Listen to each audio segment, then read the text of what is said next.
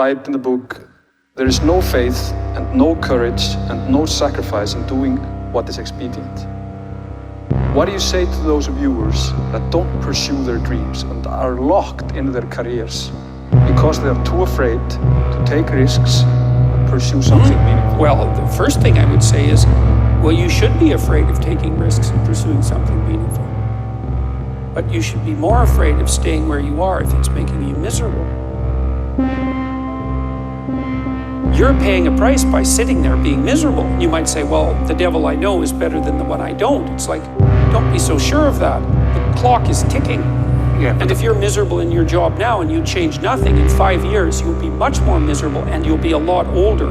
But isn't it a luxury to pursue what is meaningful? Our viewers have mortgages, they have children, they have payments and loans.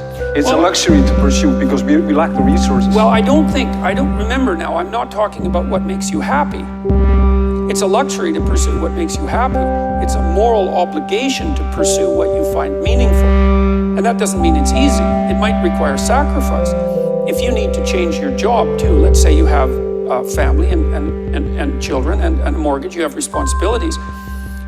You've already picked up those responsibilities. You don't just get to walk away scot-free and say, well, I don't like my job, I quit. That's no strategy. But what you might have to do is you think, well, this job is killing my soul. All right, so what do I have to do about that? Well, I have to look for another job. Well, no one wants to hire me. It's like, okay, maybe you need to educate yourself. Well, maybe you need to update your curriculum vitae, your resume. Maybe you need to overcome your fear of being interviewed. Maybe you need to sharpen your social skills. Like, you have to think about these things strategically. If you're going to switch careers, you have to do it like an intelligent, responsible person. That might take you a couple of years of effort to do properly.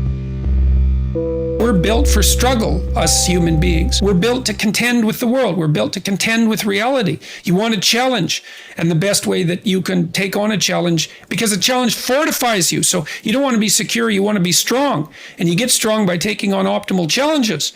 And so you lay out your destiny in the world, and you take the slings and arrows of fate, and you make yourself stronger while you're doing so. And you might fail, and fortune might do you in, but it's your best bet. And, you know, people have extracted unbelievable successes out of catastrophic failures. And I'm not saying that in a naive way. I know perfectly well what happens to people. You know, you're doing fine in life and then you get cancer. And then 6 months later, you're dead. And all the heroism in the world isn't going to save you at that point. But that's not the point. That's not the point. Life is bounded by mortality, but that doesn't mean that you don't get out there and contend, and you develop by contending, and you minimize the net amount of suffering in the world. And that's something, man. That's something to do.